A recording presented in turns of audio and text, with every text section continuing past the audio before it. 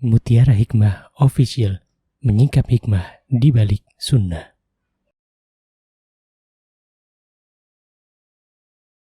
Salurkan donasi terbaik Anda untuk mendukung dakwah Mutiara Hikmah Official.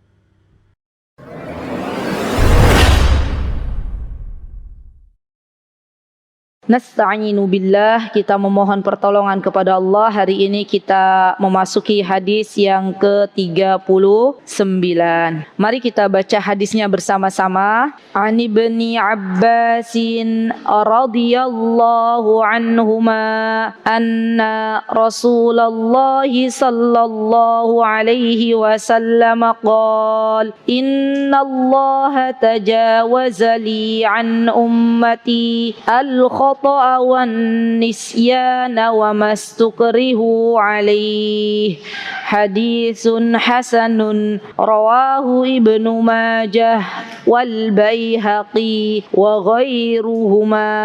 Dari Ibnu Abbas radhiyallahu anhuma, Rasulullah sallallahu alaihi wasallam bersabda, sesungguhnya Allah memaafkan kesalahan yang terjadi tanpa disengaja dan kesalahan karena lupa dari umatku dan apa saja yang dipaksakan terhadapnya. Hadisun hasan, diriwayatkan oleh Ibnu Majah, Al-Baihaqi dan selain keduanya. Baik, coba cek dulu Ibnu Abbas, apakah kita sudah pernah belajar tentang Ibnu Abbas? Di hadis berapa saja kita belajar Ibnu Abbas, teman-teman? 12, baik. Kemudian hadis ke-33, kemudian ada lagi 37. Baik, berarti sekarang kita langsung masuk ke matan hadisnya. Kalau kita melihat dari matan hadisnya, teman-teman, maka kita akan dapati hadis ini adalah jawami'ul kalim. Masih ingat apa itu jawami'ul kalim? Hadisnya pendek, matannya pendek, maknanya jelas. Ya, Masya Allah. Kenapa di sini disebut jawami'ul kalim? Karena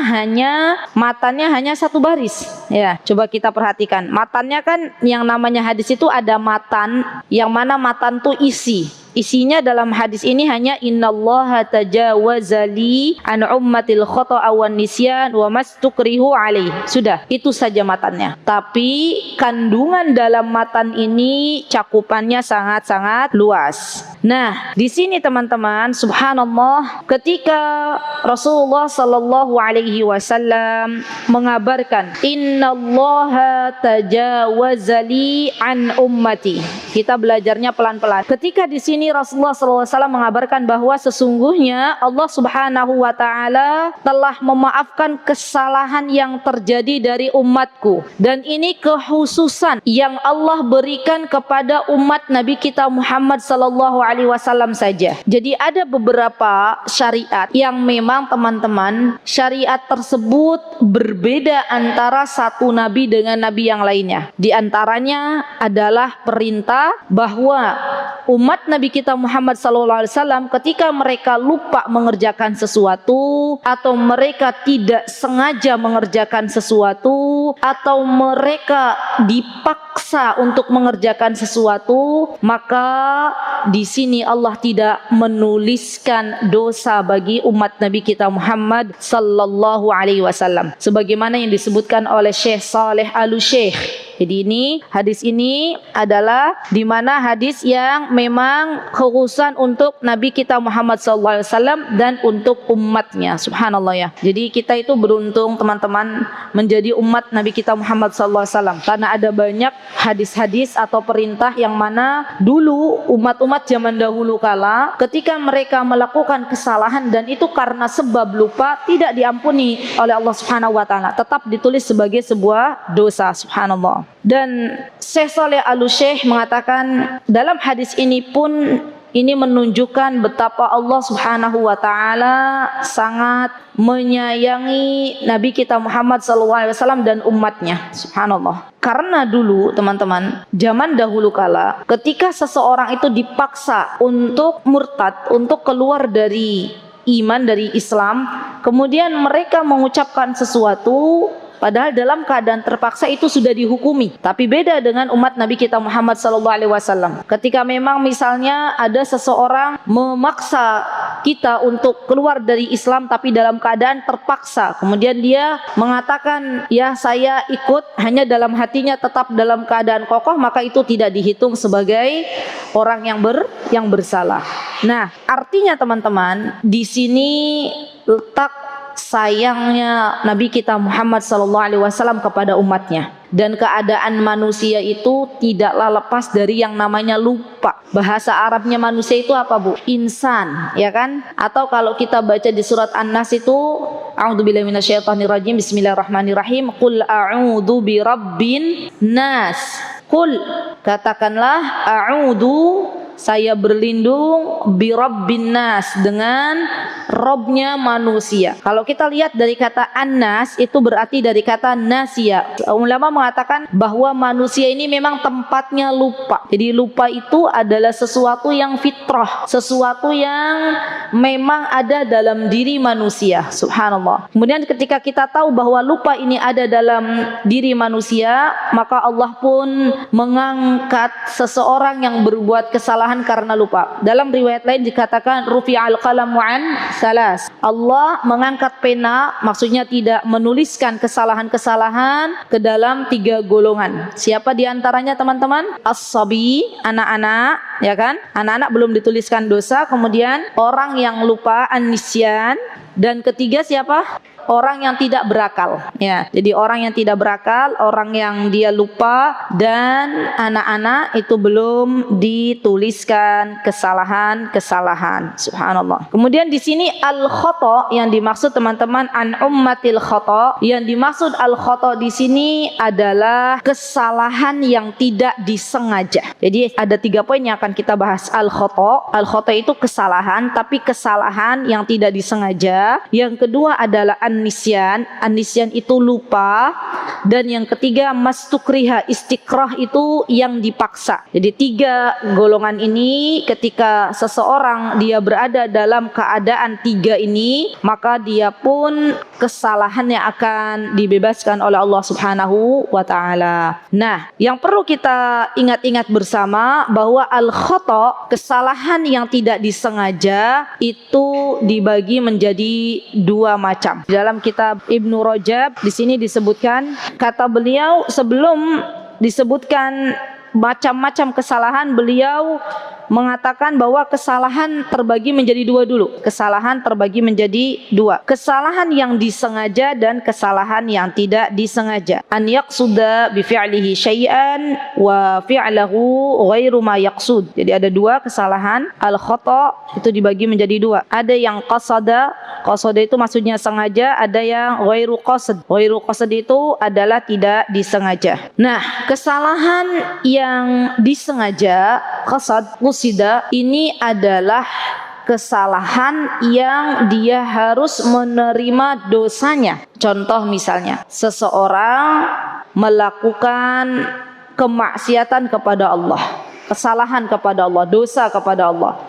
Ada seorang ibu-ibu, dia keluar rumah tidak pakai kerudung, auratnya terbuka. Maka dia tahu kalau memakai kerudung ini adalah sebuah kewajiban. Dan dia ketika keluar rumah tidak memakai kerudung, berarti sengaja atau tidak sengaja, Bu? Sengaja. Maka di sini tertulislah sebuah kesalahan. Berbeda ketika seorang ibu, subhanallah teman-teman, yang tidak disengaja ketika membuka auratnya. Keluar rumah, dia tidak sengaja, dia pengen menutup aurat tapi nggak sengaja. Contoh misalnya, ibu-ibu masih ingat nggak kejadian gempa 2006? Ingat, saya waktu itu posisi kami itu masih di Yaman. Setelah kami pulang 2010, kami tuh dengar kabar ya dari seseorang yang pernah terkena gempa. Salah seorang akhwat perempuan, dia mengatakan, ibu-ibu, dulu waktu gempa 2006 itu, kita itu sudah kalang kabut istilahnya, sampai bingung gitu loh. Ya Allah, kepiye sampai ada katanya ibu itu, tetangga saya tuh yang biasanya kerudungan keluar tuh nggak pakai kerudung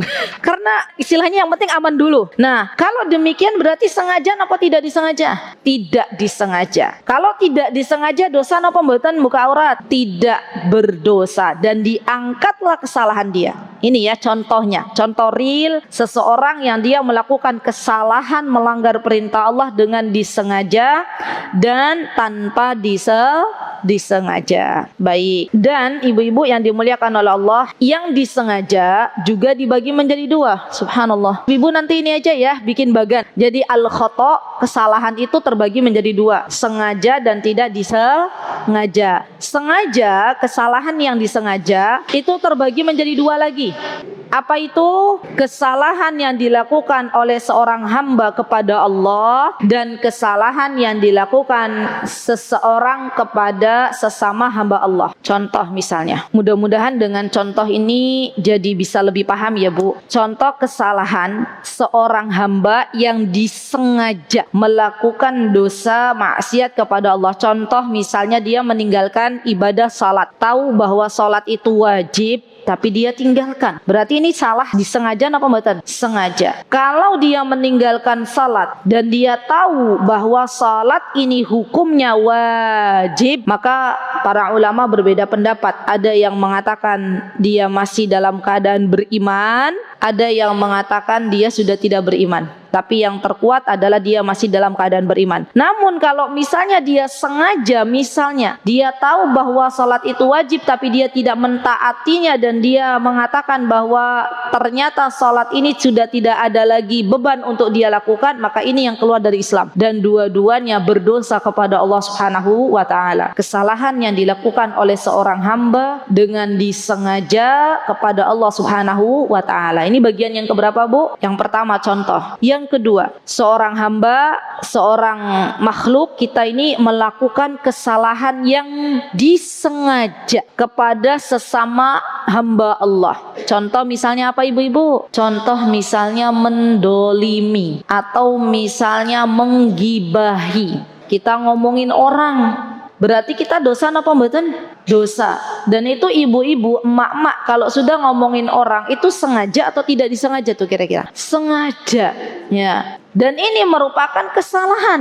Jadi ini contoh di antara contoh dia seorang hamba melakukan kesalahan kepada hamba lainnya. Dan semoga kita bertaubat ya teman-teman, siapapun yang pernah melakukan kesalahan ini dari ghibah ya, ngomongin orang, semoga kita bisa bertaubat sebelum Allah mencabut ajal kita. Kalau kita ketemu sama orangnya yang kita biasanya dulu itu suka ngomongin dia, kita minta maaf daripada nanti di akhirat kebaikan kita justru akan diberikan kepada dia. Tapi kalau misalnya kita itu misalnya dalam bab ghibah, dalam bab ngomongin orang teman-teman, kita sudah tidak berjumpa lagi dengan orang tersebut, maka apa yang mesti dilakukan kata para ulama? Bertaubatnya seperti apa? Kalau kita melakukan kesalahan ngomongin orang, bertaubatnya kalau kita sudah nggak ketemu lagi sama orangnya, kita banyak-banyak mendoakan kebaikan untuknya dan banyak-banyak menyebut kebaikan di majlis yang dulu pernah ia ghibahi. Contoh misalnya, emak-emak itu punya forum apa misalnya?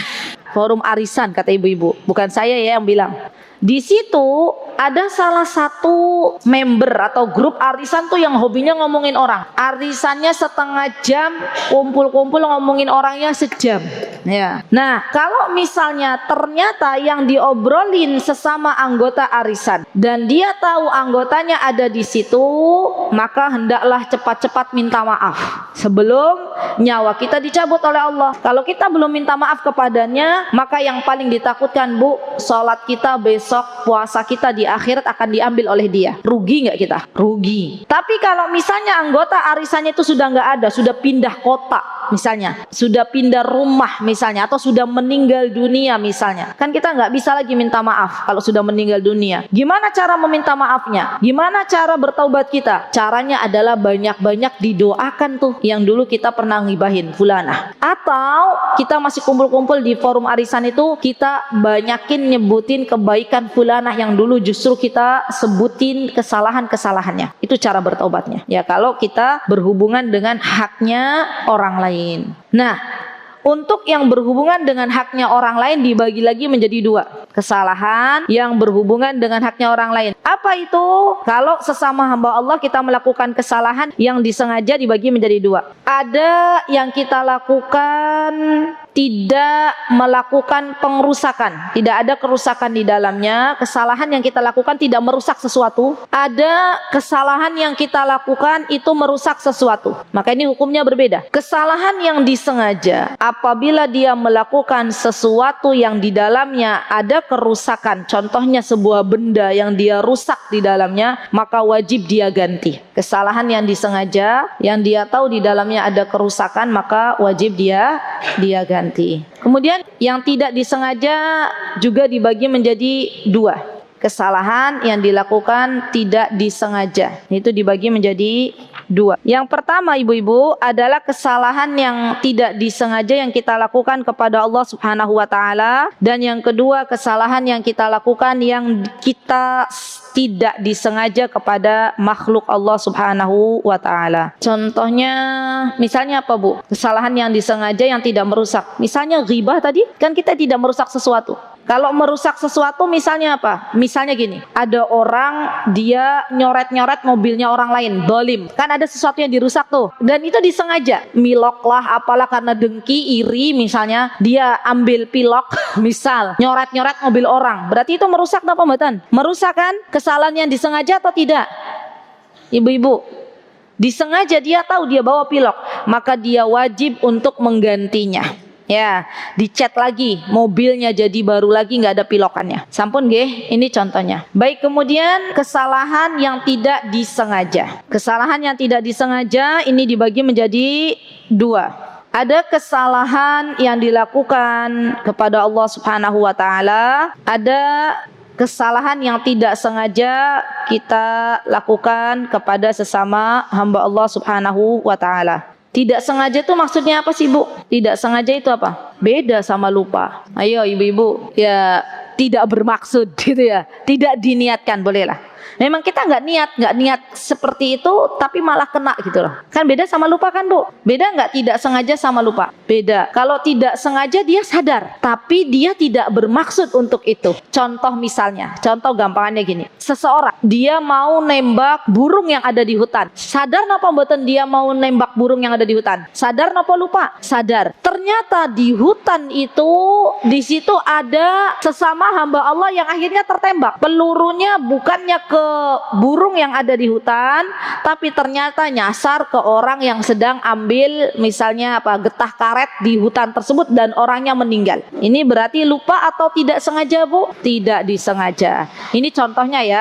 Berarti tidak disengaja dan lupa itu berbeda. Baik. Dan sesuatu yang tidak disengaja dibagi lagi menjadi dua. Yang pertama adalah terkait sesama hamba Allah yang dilakukan tidak sengaja dibagi menjadi dua. Yang pertama adalah perbuatan yang tidak ada doman, perbuatan yang tidak ada ganti rugi. Contoh misalnya membunuh seseorang. Itu kan kalau dalam hukum itu berbeda pendapat. Ada yang mengatakan kalau tidak disengaja dan di situ tidak ada ganti rugi, maka hadnya dihilangkan. Tidak ada qasas, tidak ada ganti. Ya, ini diantara contohnya kalau sesama hamba Allah. Kalau dia ada kata doman atau ganti rugi, tidak disengaja, kemudian dia ada ganti rugi. Contoh misalnya, anak-anak kita bermain bola. Tiba-tiba tujuan utama anak-anak kita apa, Bu?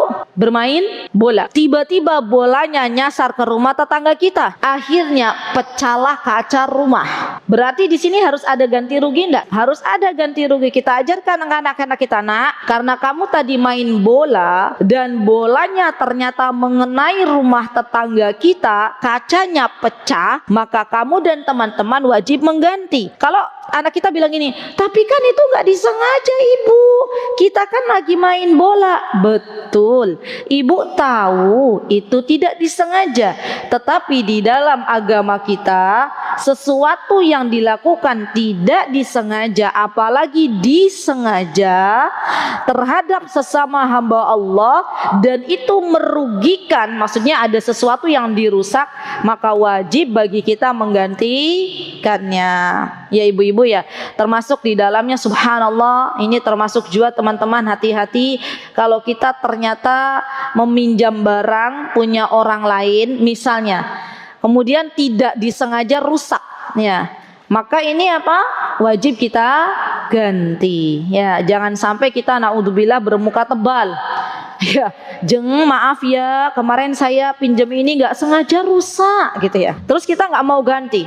Itu subhanallah, orang-orang yang tidak punya malu ya. Jadi kalau kita memang meminjam barang orang lain dan qadarullah rusaknya, ya kita harus ganti semampu kita. Kalau misalnya kita tidak mampu, tidak bisa kita beli apa yang kita pinjam dari orang lain, katakan sejujurnya, mohon maaf, saya sebenarnya ingin mengganti, tapi qadarullah uangnya belum cukup. Apakah boleh saya mengumpulkan uang dulu, baru nanti bulan depan saya belikan barang yang telah dirusak oleh anak saya misalnya? Itu lebih baik, Bu, daripada kita diam saja, ya kan? Karena ada kan orang-orang yang tahu dia merusak barang orang lain, baik itu disengaja maupun tidak disengaja, tapi nggak mau mengganti ya. Padahal di dalam Islam kalau berurusan dengan doman, dengan urusan ganti rugi, itu harus menggantinya ya. Baik, kemudian tadi contoh sesama hamba Allah. Yang kedua adalah contoh tidak disengaja yang dilakukan dengan Allah Subhanahu wa ta'ala. Misalnya, seseorang tidak sengaja ketika dia sedang ihram, kemudian tidak disengaja menutup kepalanya bagi kaum laki-laki. Saking panasnya Mekah misalnya, pas waktu ihram, dia tahu ihram itu nggak boleh ditutup kepalanya. Paham dia, laki-laki itu paham ya, bapak-bapak itu paham. Tapi karena saking panasnya refleks, apa Bu refleksnya Bu? Kepalanya ditutup ya. Itu kira-kira kena kafarah atau tidak? Para ulama berbeda pendapat. Ada yang mengatakan betul, jawabannya dua-duanya betul. Ada yang mengatakan terkena kafarah, ada yang mengatakan tidak terkena kafarah. Kafarah itu denda, Bu, karena ini dilakukan tidak disengaja ya. Baik, atau misalnya seseorang membunuh hewan yang ada di kota Mekah padahal dia sedang ihram. Kira-kira boleh napa mboten? Tidak boleh. Dan ternyata hewannya itu milik orang lain. Ada orang lain sedang menggembala misalnya, kemudian kita bunuh hewan tersebut padahal dalam keadaan ihram. Maka dalam hal ini teman-teman, berarti kan dia sedang beribadah kepada Allah Subhanahu wa taala. Larangan-larangannya ihram itu dari Allah Subhanahu wa taala. Di antara larangannya apa tadi? Tidak boleh memakai penutup kepala bagi kaum laki-laki, untuk perempuan boleh ya, dan tidak boleh membunuh hewan sembelihan. Maka dalam hal ini kalau dia tidak sengaja, ada yang mengatakan dia terkena kafarah, ada yang mengatakan dia harus mengganti hewan yang telah disembelihnya. Wallahu taala a'lam. Baik, sudah ya Bu, ini untuk masalah al-khata. Kemudian yang kedua yang akan kita bahas adalah masalah lupa. An-nisyan. Apa arti kata an-nisyan, Bu? Apa sih lupa itu artinya? Ya betul. Betul. Jawabannya jujur, lupa tidak ingat. Ya, lawannya dari ingat gitu ya. Di sini Ibnu Rajab mengatakan, subhanallah, ini sampai dibahas ya. An-nisyan an yakuna dzakiran li syai' fayansahu 'indal fi'l wa kilahuma ma'fu anhu bima'na annahu la itsma fi walakin raf'ul itsm la yunafi an yatarattab 'ala nisyanihi hukm. Panjang banget ya Bu. Kalau tadi kan kita lupa ya tidak ingat gitu ya. Tapi dalam bahasa Arabnya panjang banget ya, Masya Allah. Memang bahasa terkaya itu ternyata bahasa Arab ya. Subhanallah, di dunia ini bahasa terkaya dengan definisi, sinonim, antonim, itu adalah bahasa Arab ya. Subhanallah Bu, kita itu untuk paman atau untuk mertua saja dari ibu kita atau dari ayah kita, kita kan panggilnya sama kan, tapi kalau di bahasa Arab sudah berbeda lagi ya, Masya Allah.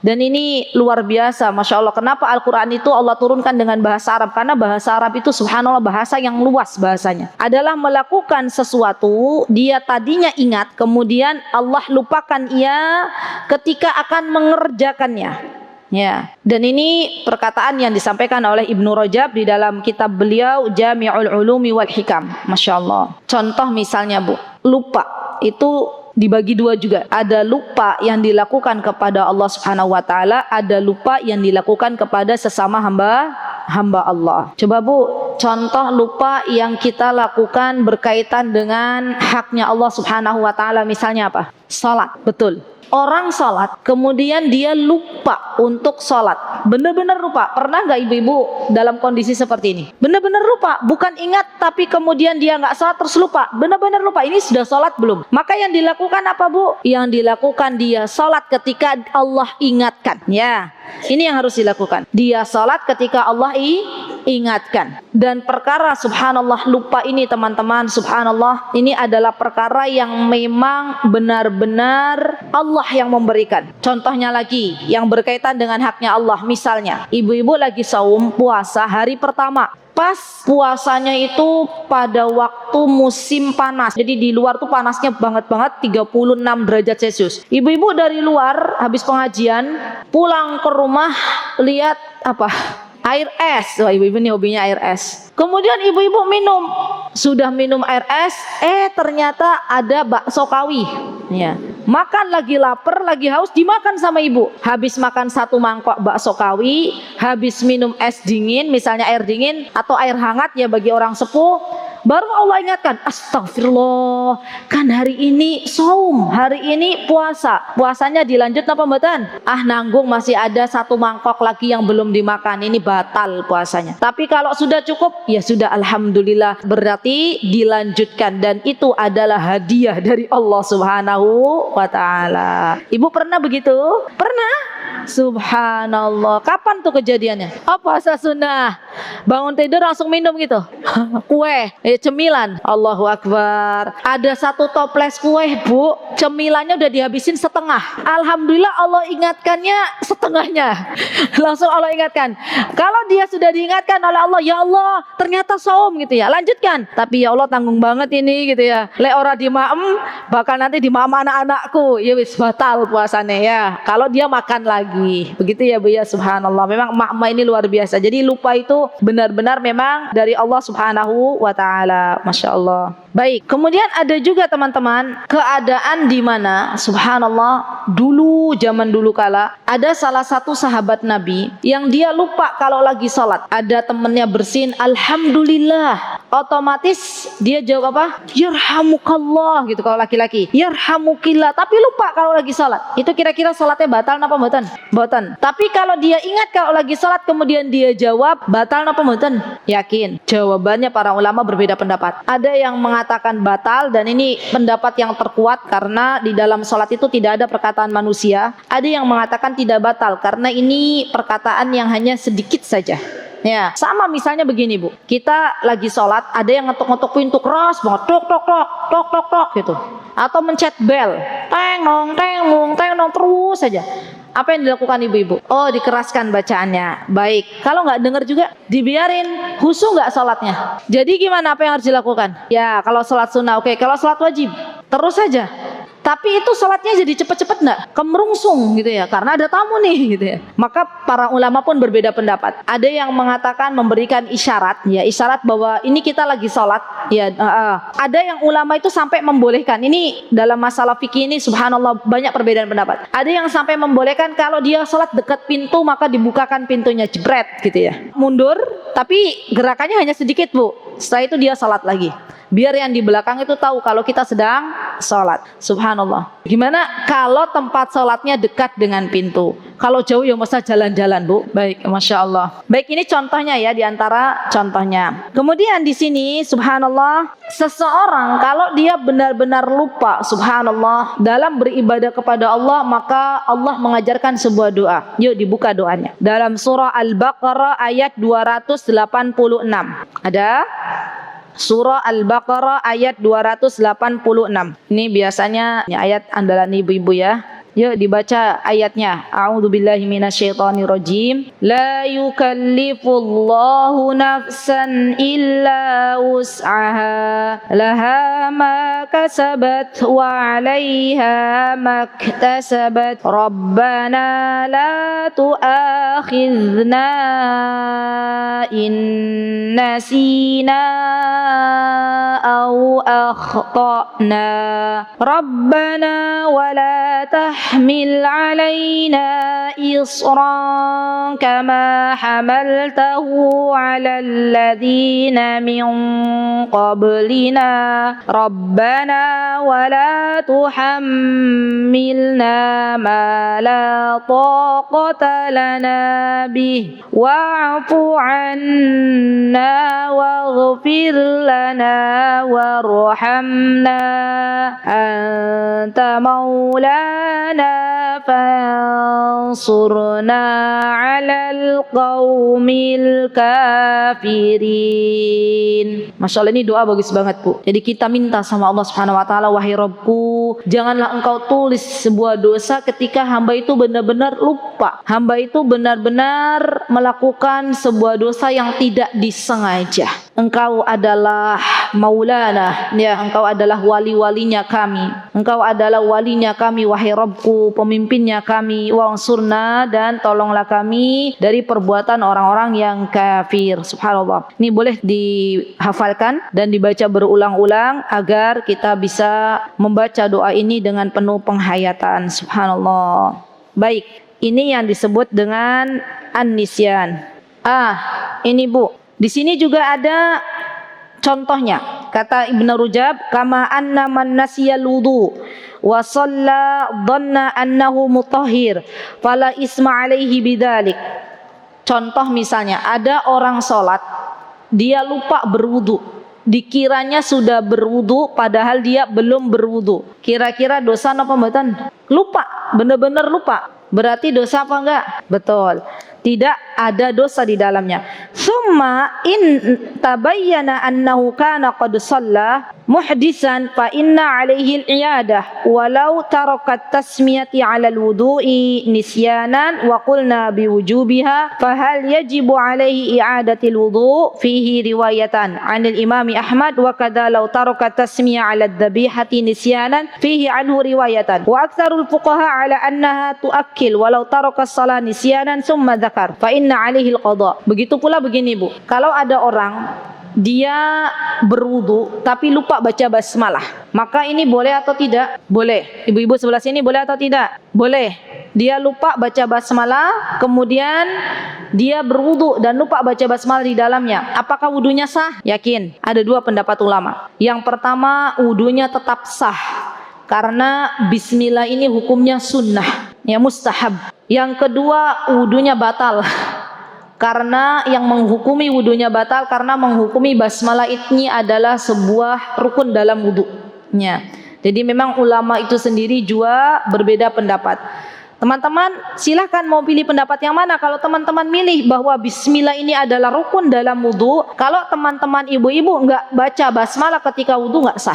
Tapi kalau ibu-ibu melihat bahwa basmalah ini hukumnya mustahab, sunnah, dianjurkan oleh Nabi kita Muhammad SAW, maka ketika ibu-ibu tidak baca basmalah pun dalam wudu, wudunya tetap sah. Ya, masalah fikih adalah masalah yang banyak perbedaan pendapat para ulama. Jadi kita tidak usah membesar-besarkannya apabila kita satu sama lain berbeda pendapat dalam hal ini. Begitu ya ibu-ibu, kita berikan kepada masing-masing pendapat. Monggo boleh kalian mau ambil pendapat yang mana, saya ambil pendapat yang ini misalnya. Ini contoh diantara contohnya. Baik, kemudian ibu-ibu di sini pun wa kadal khilaf fil jama' fil ihram nasiyan hal yubtilu manasi aula walau khalfa la yaf'alu fa'al nasiyan yaminihi aw mukhtian dhanna annahu ghairul mahluf alaihi falyahun fi yamini aw la fi aqwalu salasa fi riwayatin Ahmadul khilal wa hiya suhu walau qatala mu'mina khatan fa inalil kafara walidah min nasil kitabi wa sunnah. Baik, kemudian di sini contoh yang kedua. Misal contohnya, ada orang sedang ihram. Tahu ihram nggak Bu? Orang sedang dalam keadaan dia ihram itu misalnya mau haji. Kalau umroh itu kan dia dalam keadaan umroh, mau umroh itu ihramnya sebentar saja. Tapi kalau dalam haji kan lumayan lama. Nah ternyata ketika ihram suami istri ini misalnya berhubungan suami istri, tapi dia lupa kalau mereka itu sedang dalam keadaan ihram. Maka dalam hal ini batal apa tidak? Yakin? Kan lupa. Batal atau tidak? Tadi dikatakan bahwa hal yubtilu bihin nas amla. Di sini ada beberapa pendapat. Nah, ya, ada yang mengatakan dia tidak batal dan dia tidak wajib membayar kafarah karena sebab lupa. Ada yang mengatakan dia tidak batal, ihramnya tetap dilanjutkan, tidak harus kembali ke miqat, tapi di sini harus bayar kafarah, harus bayar denda. Ya. Ada yang mengatakan dia batal dan membayar kafarah. Ya, jadi 3 pendapat ulama ini yang harus dipegang. Ibu-ibu jangan sampai berpikir gini, emang ada ya ustazah yang lupa, padahal kan mereka lagi ihram gitu ya. Subhanallah, namanya juga lupa. Ya, lupa itu lupa, memang tidak benar-benar tidak disengaja. Kalau disengaja, orang sedang berihram disengaja berhubungan suami istri, itu batal, jelas. Ya, maka dia harus mengulangi kembali. Ya, subhanallah. Tapi kalau dalam keadaan lupa, maka 3 kondisi ini yang harus dipegang. Ada yang mengatakan tidak batal, dia wajib bayar kafarah. Ada yang mengatakan tidak batal, tidak wajib bayar kafarah. Ada yang mengatakan dia pun batal dan wajib mengulangnya kembali. Wallahu ta'ala a'lam. Baik, kemudian kondisi yang ketiga, kalau seseorang melakukan kesalahan tapi dalam kondisi dipaksa. Nah, ini nih, apa yang harus dilakukan kalau kondisinya dipaksa? Dan ini kekhususan untuk umat Nabi kita Muhammad SAW. Contoh misalnya, di sini disebutkan fi hukmil makruh wa huwa naw'an.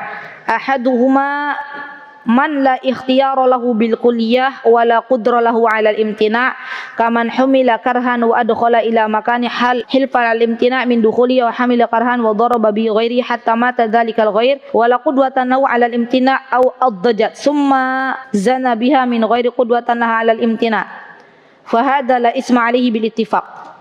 Baik, contoh misalnya begini Bu. Contoh dipaksa itu, ada seseorang yang dia dipaksa untuk keluar dari Islam, tapi hatinya tetap beriman kepada Allah Subhanahu wa taala. Maka dia dalam kondisi ini murtad napa mboten? Mboten. Ya, tidak murtad. Karena Allah Subhanahu wa taala berfirman, dan banyak teman-teman, ini diantaranya surah An-Nahl ayat 106. Teman-teman boleh baca surah An-Nahl ayat 106. Apa kata Allah Subhanahu wa taala? Man kafara billahi min ba'di imanihi illa man ukriha wa qalbuhu mutmainnum bil iman. Syaratnya hatinya tuh harus tetap enggak Bu? Hatinya harus tetap beriman. Tapi kalau hatinya sudah melenceng dan Allah Maha tahu apa yang ada dalam hati, dia hatinya sudah mengiyakan murtad, sudah mengiyakan tidak beriman kepada Allah, padahal dalam keadaan dia dipaksa oleh orang lain, maka di sini dia sudah murtad. Ya, jadi hubungannya dengan hati Bu. Allah akan melihat hati seseorang. Kalau dia hatinya masih istiqomah, ya Allah, saya itu dipaksa, kalau tidak mengucapkan kata-kata ini maka akan dibunuh. Nah, dalam kondisi ini yang perlu diperhatikan, kalau kita benar-benar hati kita tetap beriman kepada Allah, maka kata-kata tersebut tidak berefek. Ya. Tapi kalau hati kita mengiyakan misalnya atas kata-kata tersebut, kemudian kita tidak beriman kepada Allah Subhanahu wa taala, maka dalam hal ini dia sudah jatuh di dalam kufur kepada Allah Subhanahu wa taala. Wal iyadu billah. Jadi masalah dipaksa ini berhubungannya dengan masalah iman. Subhanallah. Nah, di sini dikatakan wal muradu asyirku bil qulub. Kalau Ibnu Rajab di sini yang namanya dipaksa ada 2 Bu. Dibagi menjadi 2. Ada yang dipaksa secara taman. Maksudnya di sini kuliah. Kuliah itu bahasa Arabnya kulliyatun, itu bukan kuliah kalau bahasa Indonesia. Kuliah itu dalam kesemuaannya all. Ya, dia dipaksa secara sempurna, secara keseluruhan. Misalnya dia dipaksa untuk dibunuh, dia dipaksa untuk dipotong badannya. Kan ada ya Bu, subhanallah. Terakhir di mana itu? Orang kaum muslimin dipotong-potong badannya. Di Cina bagian mana itu ya? Tahun berapa itu? Itu kan rame ya. Uhyur. Ya, subhanallah. Kalau ada di sana kan dipaksa orang muslim itu untuk makan apa? Daging babi. Dipaksa untuk minum khamr. Kalau dia pas minum, dipaksa minum, dia di dalam hatinya meyakini bahwa minuman khamr ini haram, maka dia berdosa apa mboten? Tidak berdosa. Tapi kalau pas dia suruh minum khamr itu, dia meyakini bahwa adanya kelezatan di dalam minuman khamr dan tidak adanya rasa lagi bahwa ini adalah sesuatu yang dilarang oleh Allah Subhanahu wa taala, maka dia berdosa atau tidak? Berdosa. Ya, subhanallah. Dan ini merupakan sebuah hal yang harus diperhatikan. Karena Bu, zaman dulu kala ada kisah, ini kisah nyata, Rasulullah SAW pernah mengatakan, ada 2 orang yang dipaksa oleh kaumnya, dipaksa untuk mempersembahkan sebuah sesajen bagi berhala. Yang satu dia tidak mau untuk menyerahkan sesuatu ketika tahu bahwa itu adalah untuk berhala, dan dia meninggal dunia, dibunuh akhirnya. Yang satu lagi dia tahu ketika dipaksa akhirnya dia mempersembahkan sebuah sesajen yaitu berupa lalat. Rasulullah SAW ini namanya kisatu dzubab. Dzubab itu lalat. Dan dia ketika mempersembahkan lalat, hatinya itu kata Rasulullah SAW sudah tidak lagi benar-benar beriman kepada Allah Subhanahu wa taala. Maka Rasulullah SAW mengatakan wa huwa finnar, dan dia berada di mana, Bu?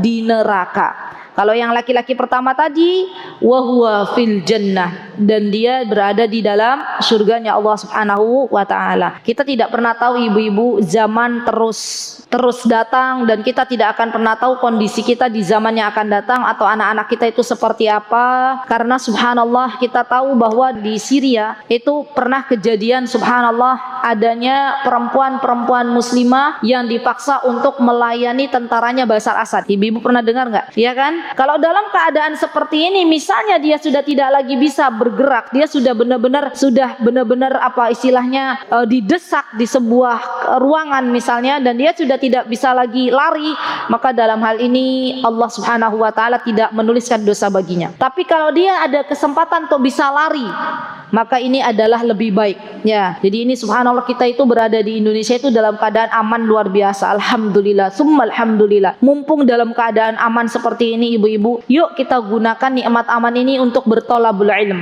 Karena ada zaman di mana nanti sudah tidak ada lagi yang namanya majlis ilmu. Subhanallah. Yang ada majlis-majlis maksiat. Subhanallah. Dan ini kengerian yang tersendiri sebelum datangnya hari kiamat. Mumpung masih bisa kita memakai jilbab, maka ayo bareng-bareng kita tutup aurat kita. Ada masanya suatu hari kelak jilbab ini yang kita kenakan ini menjadi asing lagi. Ya, ibu-ibu saya mau tanya, zaman dulu orang pakai jilbab tuh tahun berapa masih asing itu? 88. Itu masih asing. Jilbab dulu itu 88 ibu-ibu, 88 tuh sudah ada jilbab ya pakai ya? Jenengan sudah pakai Bu? Terus adakah mungkin intimidasi atau nggak boleh pakai jilbab? Akhirnya dipaksa tidak boleh pakai jilbab gitu. Negeri itu Bu. Subhanallah. Tahun 88 sudah SMA. Berarti lahir tahun berapa? 72. Subhanallah. Awet 6 ya, Masya Allah. Barakallah. Kemudian apa yang dilakukan oleh jenengan? Dibuka akhirnya. Dibuka kan waktu itu. Apa ancamannya? Pihak sekolah memberikan ancaman apa? Subhanallah. Itu 88 ya Bu. Masya Allah. Berarti perjuangan zaman dulu itu ya, subhanallah. Untuk memakai jilbab itu zaman dulu subhanallah Bu, sebuah perjuangan. Sekarang alhamdulillah sudah banyak yang pakai jilbab. Jadi kita harus lebih bersyukur kembali kepada Allah Subhanahu wa taala. Baik, yang terakhir sebelum saya menutup adalah contoh pembagian yang tidak kul atau tidak sempurna. Ya, pemaksaan yang tidak sempurna. Contohnya misalnya tadi, dia diberikan sebuah pilihan. Kalau kamu begini, kalau kamu begini, misalnya boleh, misalnya tidak sempurna begini. Ada orang tadi, kalau kamu lepas pakai jilbab, kamu boleh sekolah di sini, tapi kalau kamu mau pakai jilbab, maka harus pindah ke sekolah lainnya. Nah, ini berarti pemaksaan yang tidak sempurna, pemaksaan yang tidak tam. Maka dalam hal ini kaidah menjelaskan kita memilih mafsadah yang lebih sedikit. Kita memilih kerusakan yang lebih sedikit. Berarti kita harus pindah ke tempat lain. Ya, kalau ada tempat sekolahnya. Begitu ya contohnya. Dipaksa suruh lepas jilbab. Mutiara Hikmah Official, menyingkap hikmah di balik sunnah.